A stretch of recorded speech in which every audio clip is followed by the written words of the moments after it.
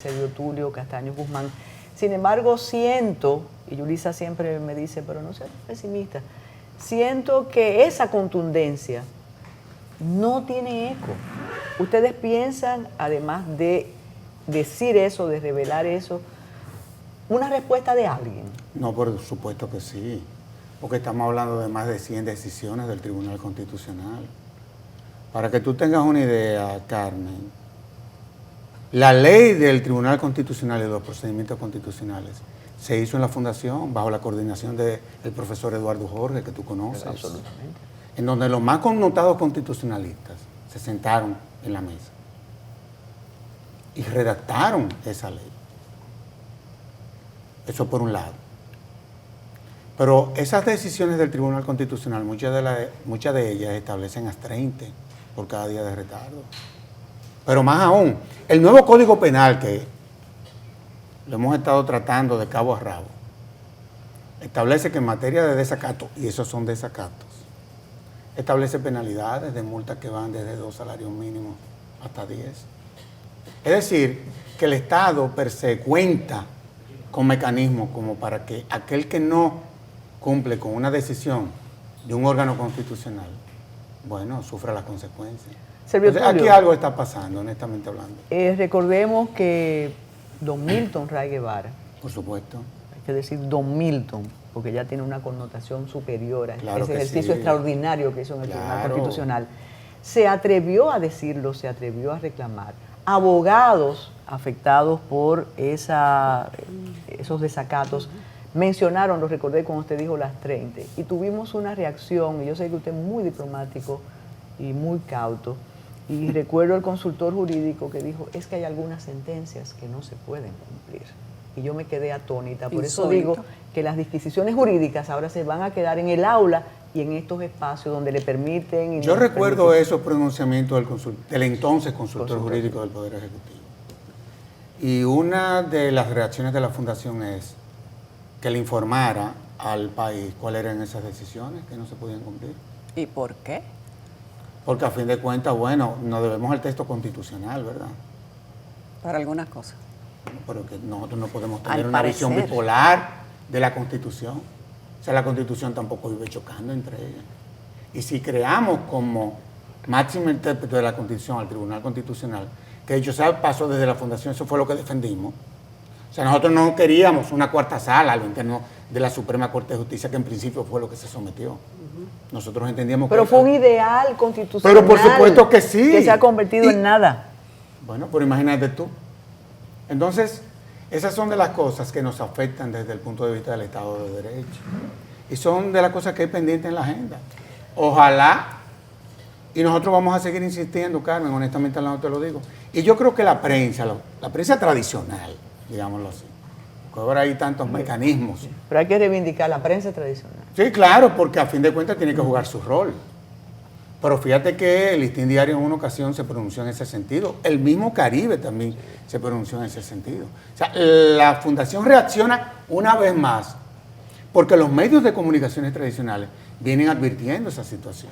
Por ejemplo, hay más de 20 decisiones del Tribunal Constitucional que obligan a la policía a tener que incorporar a personas que, habiendo sido separadas de la institución, se les violentó el debido proceso. Entonces, y esa institución no ha habido forma de que lo incorpore. Entonces, esas son las cosas que nosotros tenemos que observar y hacer el inventario. ¿Se hizo en Finjus una evaluación, un inventario de esta situación para ustedes reiterar la petición? Claro que sí. Y son muchas las decisiones. Son muchas las decisiones. Vuelvo y te reitero, la mayoría tienen que ver con el reintegro de miembros de la policía y de las Fuerzas Armadas. Sí, hay un caso icónico que es el de Goico Guerrero. Así es. Bueno, pero el problema es que para tú separar a un miembro de una institución como esa, tú tienes que cumplir con un trámite. Y eso fue lo que se le violentó. Bueno, y trámites según lo estableció años. el propio Tribunal Constitucional, en decisiones que vale la pena que se lean. Porque a fin de cuentas los argumentos que se utilizan, y te lo digo en honor a la verdad, son contundentes.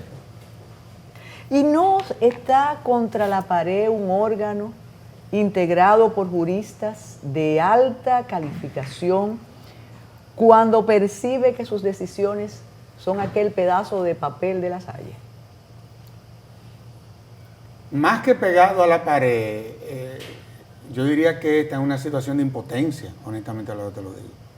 Ahora, a nosotros nos evalúan y esas son de las cosas que van a tomar en cuenta eventualmente en una evaluación de organismos internacionales, en fin. ¿Pero para qué sirve eso? Exacto. Bueno, pero de una u otra forma eso es un llamado de atención que va más allá de lo que estamos denunciando interiormente. Bueno, en este momento tal vez no sirva, pero en el futuro uno no sabe en Claro qué que viene sí. eso. Yo he visto, por ejemplo, evaluaciones que se le han hecho al Estado Dominicano frente a situaciones que generan ruido, que quizás en el momento el Estado Dominicano no reacciona, pero luego, bueno, tiene que acatar esas decisiones.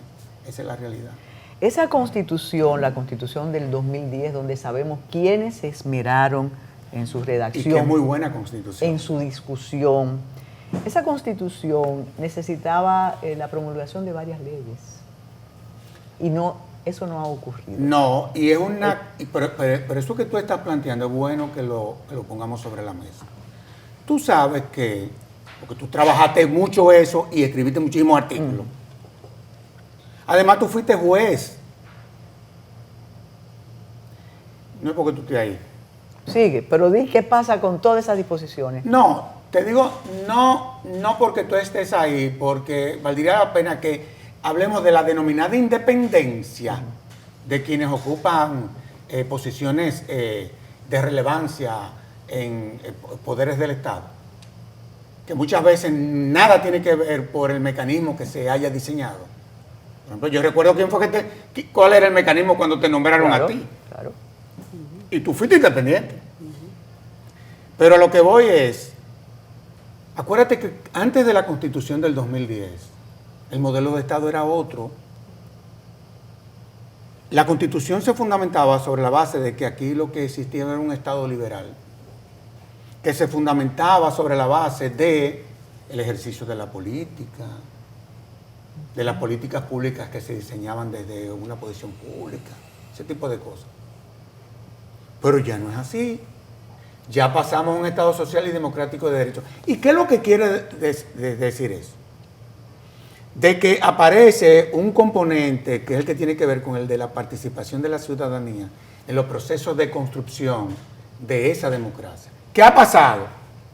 Que todas las leyes que tienen que ver o que garanticen la participación de la ciudadanía en esos procesos, pero te estoy diciendo, o la iniciativa popular legislativa, digamos así, esas leyes no se han cumplido. Es decir, que nosotros desde el punto de vista, fíjate lo grave de lo que tú estás planteando, nosotros desde el punto de vista constitucional somos un Estado social y democrático de derecho, pero en la práctica seguimos siendo un Estado liberal.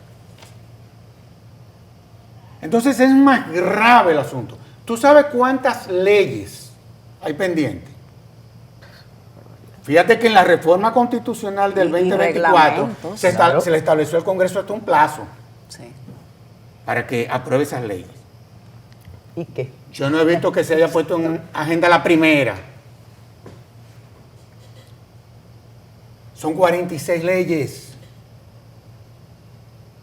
Y tú sabes muy bien que una constitución tiene dos partes, la parte dogmática y la parte pragmática. La parte dogmática es muy bonita, derechos fundamentales, los derechos económicos y sociales. Pero ¿qué pasa?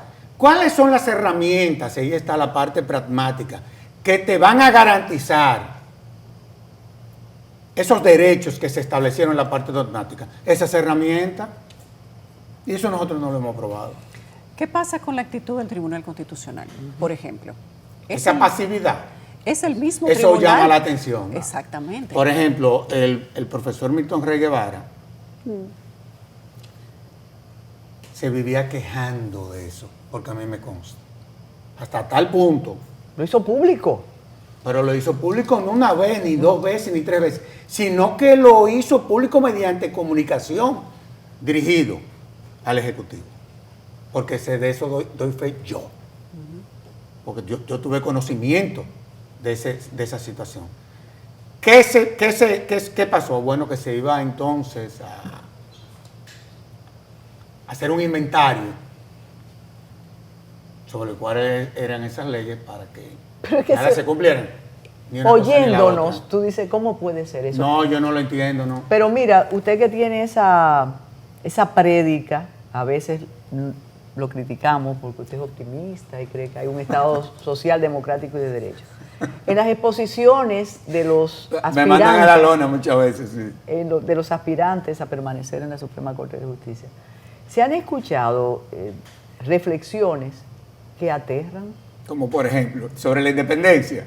Y la deliberación, es decir, nuestros jueces han dicho ahí que no hay deliberación en común, que ellos toman las decisiones solos.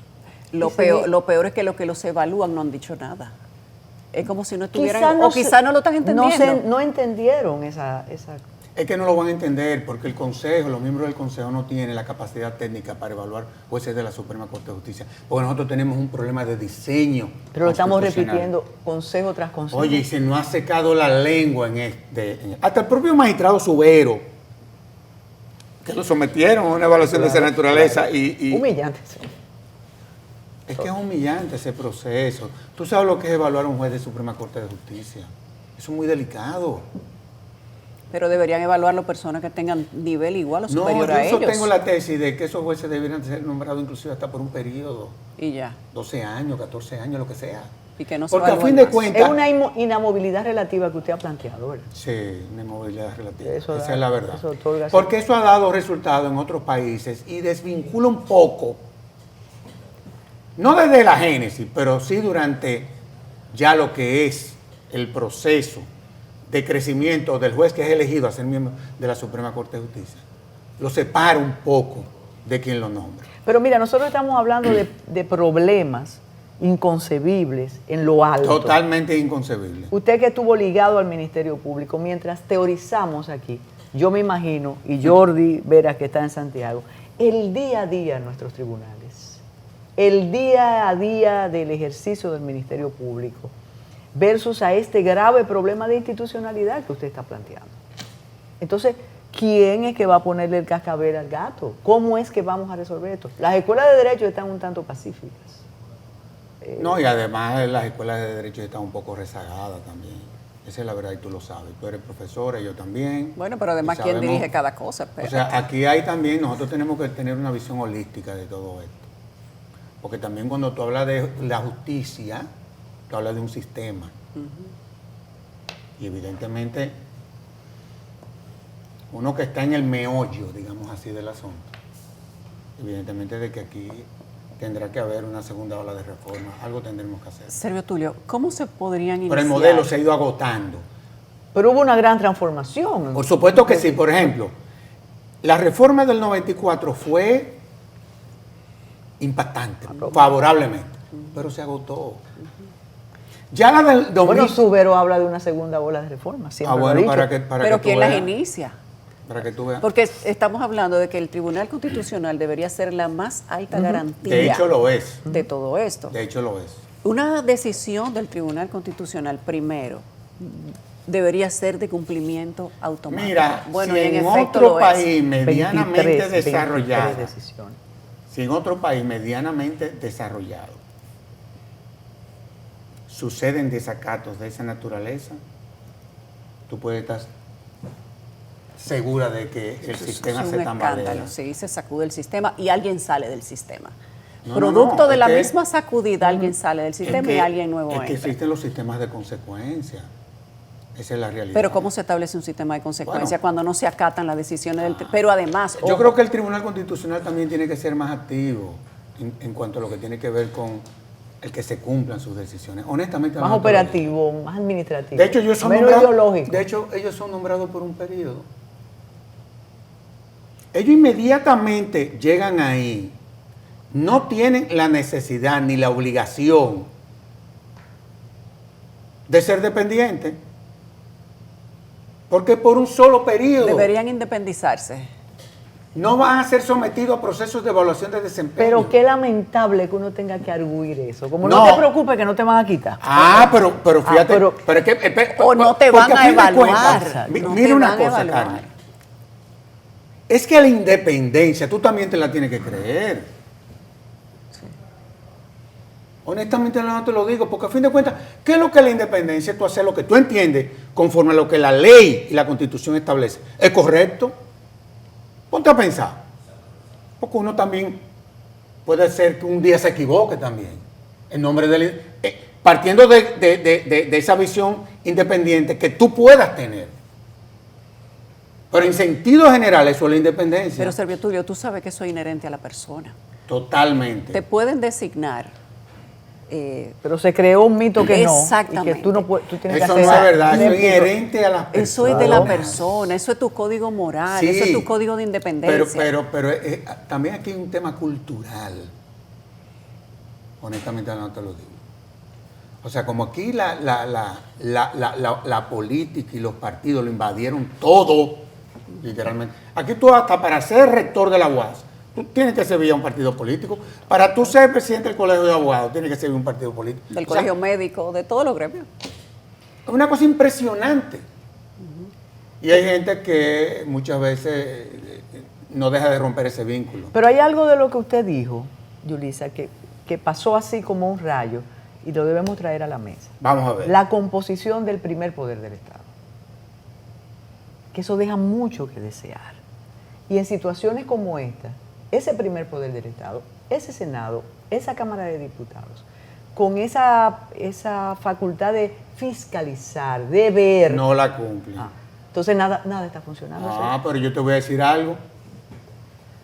Yo fui consultor jurídico del Congreso, tú lo sabes. Exacto. Olvídate del tema de la fiscalización. Eso no existe.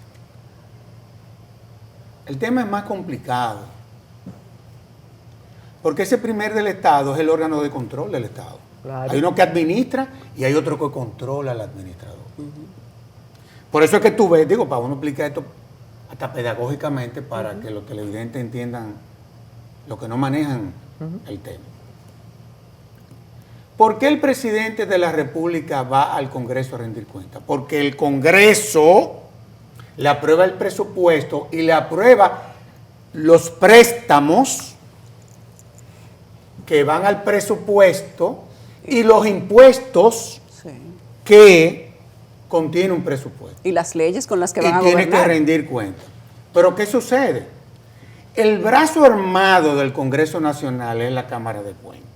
Vamos por parte. Nos está complicando más todo. Bueno, pero es que esto es para que la gente lo entienda. Entonces, ¿cuál es el tema? El brazo armado es la Cámara de Cuentas. La Cámara de Cuentas es el órgano rector del Sistema Nacional de Control.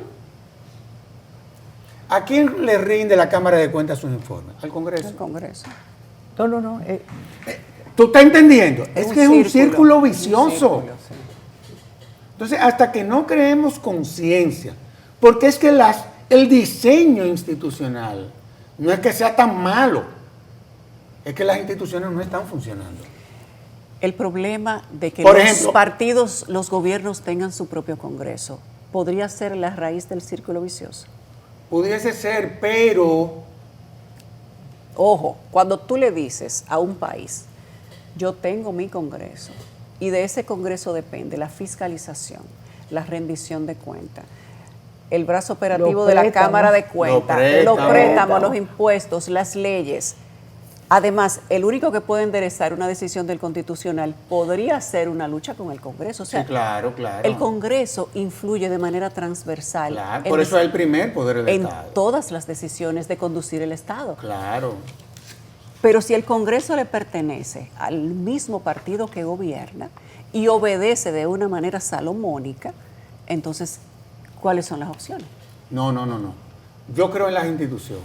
O sea, yo lo que te puedo decir es que el Congreso cuenta con mecanismos para ejercer sus atribuciones. Debe cumplir con sus atribuciones. Debe, y tiene que cumplir con sus atribuciones. E inclusive puede ser político. Pero puede ser político y cumplir las atribuciones. Claro que sí. Claro que sí. Ser un Milton Ray Guevara. Claro. Claro que sí. Pero yo te voy a decir algo. A mí por ejemplo, ahora que están eligiendo los benditos jueces de la Suprema Corte de Los Justicia, honorables jueces. Bueno, tú sabes que tú y yo somos abogados y honorables. tenemos un lenguaje. Tú sabes que yo no critico, es más, yo estoy de acuerdo con la composición política del Consejo Nacional de la Magistratura. Yo me preocupara si ahí tuviera la FINJUS, si ahí tuviera el CONEP, si ahí tuviera de que una universidad, que a fin de cuentas en ese tipo de órganos siempre llega la estatal, y tú sabes cómo llegan las autoridades ahí. Yo estoy totalmente de acuerdo con eso. Ese es un mito que ya no vale en los cenáculos de la ética. Es político el Consejo Nacional de la Pero es que Magistratura. tiene que Pero ser siempre lo ha político. sido, pero siempre es que lo ha sido Pero también. llegaron nimbados. Pero la justicia, ¿qué es? No es un poder. Sí. Y el presidente de la Suprema Corte de Justicia no es el presidente de un poder. ¿Tú crees que el presidente de la Suprema Corte de Justicia puede ser cualquier persona? ¿Por qué la gente reconoce que Milton Rey Guevara fue probablemente uno de los presidentes de un tribunal constitucional más emblemático en el mundo? Político, militante, perteneciente a un partido en ese momento de oposición. Pero ¿por qué el presidente? ¿Por qué? Porque tenía una visión de Estado, tenía una visión política de las instituciones. Eso es un presidente de un poder del Estado. Tenía una visión política no partidaria. Pero por supuesto, Ojo, que la gente confunde que son ambas cosas. son cosas diferentes. Él habiendo sido dirigente de un partido, Fue senador, o sea, Pero no ejerció solamente en el eso, Congreso. embajador. ministro de Trabajo, Vicepresidente Fue del embajador, PRD. Así es. senador. Y figura política de Samaná. Entonces, ¿se Además, puede o no Y se nunca puede fue ser un trans- independiente? y no fue transfuga, él nunca dijo me voy para otra parcela. Claro que jamás. no. Se puede, claro que se Y, puede. Mira. oye, como cosas de la vida, y la gente dice, tú sabes que a Fijo quien lo propusimos fue la fundación, ¿A quién? a Milton Rey. A Milton, sí. Pero él tuvo Oye, aquí unos en- vínculos Claro, él en fue, su él fundación. fue uno de los creadores. Claro. Y además, yo que doy fe del trabajo que él hizo desde ahí. Acuérdate que él estuvo en la comisión de la reforma constitucional del 94. No fue desde el PRD que él estuvo ahí, fue desde la fundación. Y es lo que es la vida. Él sale de la fundación en el 96. Que en el 98 pasa a ser senador por Samaná. Acuérdate que era 2 años, 2 años. Exactamente.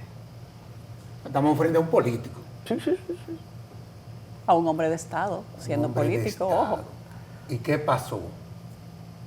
Yo quiero que alguien me... Y mira que Milton y yo tenemos diferencias de criterio desde el punto de vista conceptual, Claro, jurídico. que hay que tenerlo. Tú sabes cómo es la ley, cómo es la doctrina, cómo es, por ejemplo, un código penal, la visión ideológica.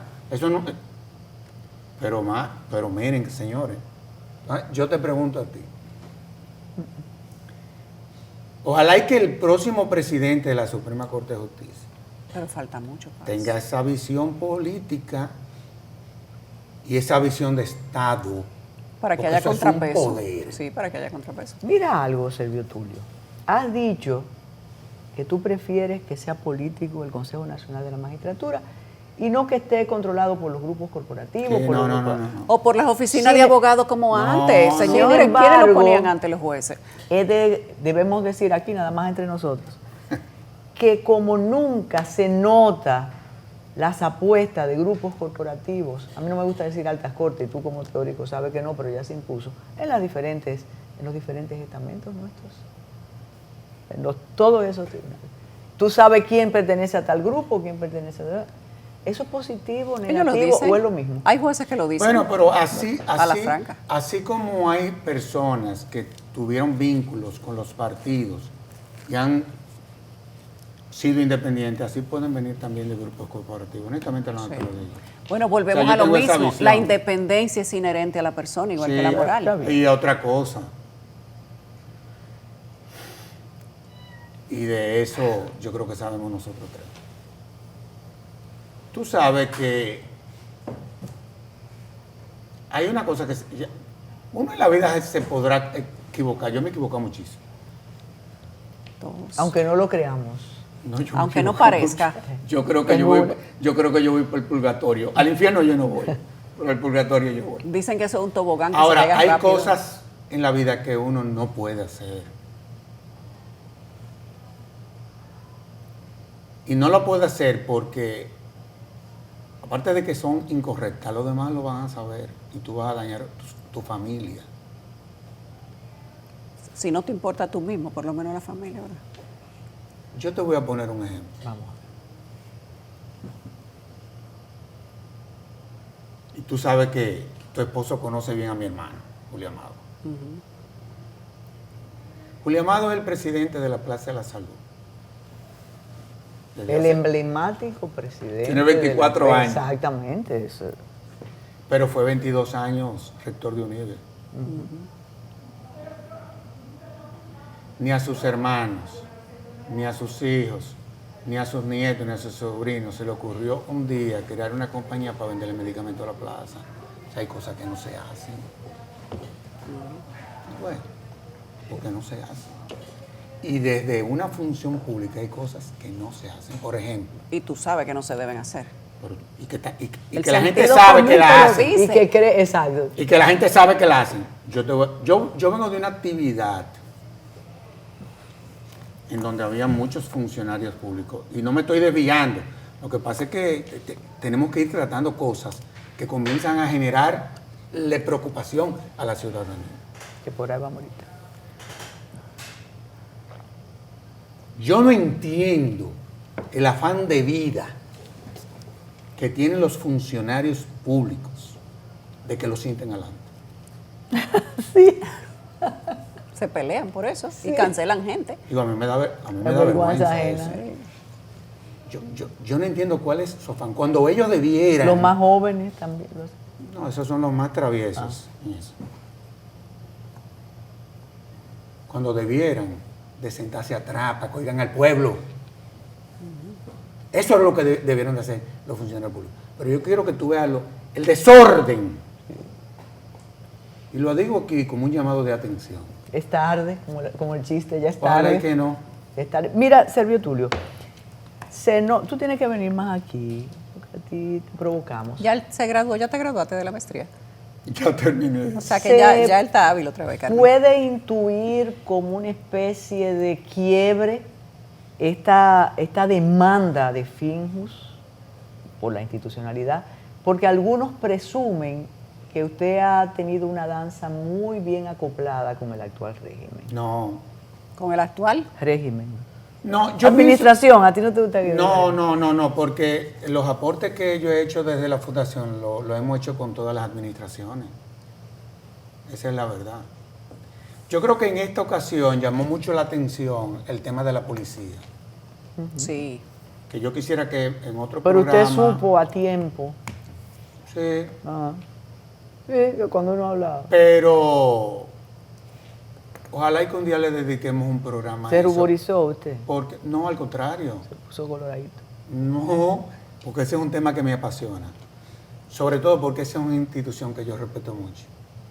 Porque me he dado cuenta durante este proceso la cantidad de gente talentosa que hay ahí adentro. Recuerdo una conversación con usted aquí, siempre la cito, esperando el comentario de una participación presidencial, cuando yo le dije, pero ¿por qué ustedes están desacreditando tanto a la policía? No, lo que pasó fue... Y usted me explicó. Lo que pasó fue que hicimos un diagnóstico Y fue divulgado. por el Ministerio de Interior. Exacto. Y usted me lo dijo y siempre lo repito. Entonces, ese diagnóstico, entre otras cosas, y la verdad que el diagnóstico reveló cosas muy serias. Claro. Que sabemos. Porque el diagnóstico se hizo con los miembros de la institución. No fue una encuesta, por ejemplo, de Galo, de cuál era la percepción de la ciudadanía sobre la institución. Fue adentro. Fueron ellos los que dijeron todas esas cosas. Pero ese diagnóstico trajo como consecuencia, y más adelante, ojalá y ustedes me inviten al programa, porque ustedes han invitado gente aquí a hablar de eso. Sobre ya la reforma a la norma de la policía, que fue una de las sugerencias que salió de ese diagnóstico. ¿Por qué sucede? Que el diagnóstico reveló de que esa era una institución que nunca la habían sometido a la legalidad. Es decir, se aprobó una ley en la 590 que todo el mundo la criticó sin haberla nunca implementado. Y nunca se implementó porque los 21 reglamentos que mandaba la ley para que la ley fuera operativa, nunca se aprobara. A mí Por me eso gustaba esa te ley. mencionaba ahorita cuando tú decías y las leyes que no se han hecho, pero faltan los reglamentos de leyes que son más viejas. Entonces, esas son las cosas que muchas veces también creemos que las reformas se limitan cuando aprobamos una ley. Esa es una dimensión de la reforma. Servio Tulio, tienes que hacer una exhortación, aunque tú estás en tu casa, CDN es parte de ¿En qué una exhortación ya al final de la entrevista, Pero ya a que nosotros- se cumpla. El tiempo pasa volando entre nosotros. No, pero para eso, que se cumpla. eso le pasa por estar tanto tiempo ausente, Exacto, deja. de hacer que lo extrañen tanto. No, y con Paloma, con el dulce que le guardó, lo único que sí. es muy tarde, pues comer dulce. Entonces, diga lo que está pasando en 2 líneas. ¿En dónde? En la desacato. No, que yo creo que eso ya es un tema que hay que abordar. Y yo creo que ya hay que abordarlo y si nos tenemos que sentar para que aquellas que se dicen que son de difícil cumplimiento, ver qué mecanismos se pueden entonces generar para que se cumplan. Pero las decisiones de los órganos constitucionales, eso... Se acatan. No, es que eso hay o que se acatarlo. O sea, atacan. es como cuando tú en tu casa, tu papá traza la política y tú sabes lo que te puede pasar si tú rompes una de ellas. Y tu mamá también, que lo manillaba a ustedes. Que en paz descanse. Pero eso es donde hay sistema de consecuencias. Exactamente. Cuando tú oyes a quien se supone que tiene que empujar el apoyo para que se cumpla, tú oyes que dice eso es de difícil cumplimiento. No, el reto pero es yo mayor. no creo que sea, no, honestamente hablando, uno que la conoce, inclusive tú conoces a Nassef, Claro. que es un Sí. constitucionalista exquisito, es el que más ha estudiado la jurisprudencia del Tribunal Constitucional. Se ha leído todas las decisiones, todas. Y si tú lo invitas a él te va a decir que no son tan difíciles de